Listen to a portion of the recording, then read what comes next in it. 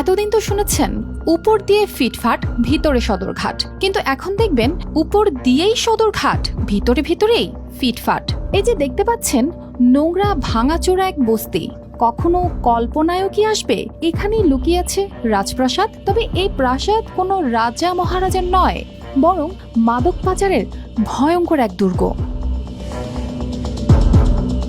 পয়লা March শনিবার রাতে গাজীপুরের টঙ্গীতে যখন সেনাবাহিনী অভিযান চালালো, তখনই উন্মোচিত হলো এই চমকপ্রদ রহস্য। একটা নয়, গোটা একটা সুপরিকল্পিত গোপন নেটওয়ার্ক। এই বস্তির প্রতিটা ইঞ্চি যেন অপরাধীদের জন্য সাজানো এক নিরাপদ দুর্গ।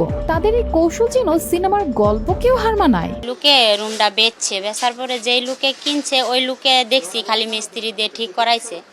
ওই লোকটাকেও দেখি নাই এই গলিতে আসতে, দিনের বেলা আসতে দেখি নাই। যে লোকেরা ঘর ঠিক করছিল না, ওই মিস্ত্রিগুলাই জিনিস ঢুকাইছে দেখছি, চালের উপর দিয়ে আনছে।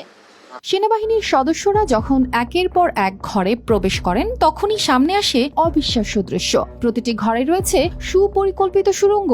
একদিক দিয়ে প্রবেশ করা যায় আর অন্য দিক দিয়ে বেরিয়ে যাওয়া সম্ভব। এমনকি কেউ পালিয়ে গেলে সঙ্গে সঙ্গে দরজা ভেতর থেকে লক হয়ে যায়, যেন কেউ ধরতে না পারে। এই বস্তি যেন গোটা অপরাধ সাম্রাজ্যের চোরাগলি। মাঠের অলরাউন্ডার আমি, আর ঘরের allrounder Tylox. Tylox toilet cleaner, clean মানেই টাইলক্স। এই অভিযানে সেনাবাহিনী বিপুল পরিমাণ দেশীয় অস্ত্র ও মাদক উদ্ধার করেছে। তবে আগে ভাগেই খবর পেয়ে বেশিরভাগ অপরাধী সুড়ঙ্গ দিয়ে পালিয়ে যায়। তবুও প্রায় 50 জনকে আটক করা হয়েছে, যারা মাদক ব্যবসা ও নানা অপরাধের সঙ্গে জড়িত বলে সন্দেহ করা হচ্ছে।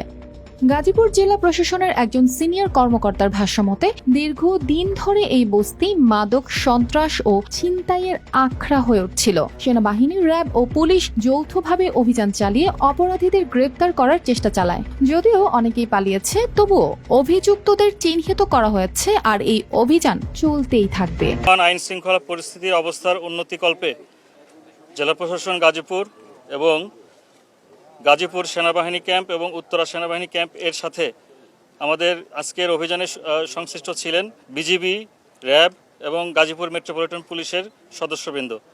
আমাদের আজকের এই যৌথ বাহিনী অভিযানে আপনারা জানেন যে এই মাজার বস্তি যে এলাকা, এটি অত্যন্ত সন্ত্রাসী কর্মকাণ্ড এবং ছিনতাই, রাহাজানিতে এইসব এলাকার মানুষজন জড়িত, এবং সুনির্দিষ্ট তথ্যের ভিত্তিতে আমরা আজকে এই অভিযানটি পরিচালনা করি। এবং আপনারা দেখতে পাচ্ছেন আমরা বেশ কিছু বিভিন্ন ধরনের মাদকদ্রব্য এবং উদ্ধার করেছি, এবং সেই সাথে দেশীয় অস্ত্রশস্ত্র যেগুলো সন্ত্রাসী কর্মকাণ্ডের সাথে ব্যবহৃত হয়, এবং সংশ্লিষ্ট চিহ্নিত বেশ কিছু সন্ত্রাসী এবং আমাদের মাদকসেবী, মাদক ব্যবসায়ী এই সংশ্লিষ্ট আমরা লোকজনকে আটক করেছি।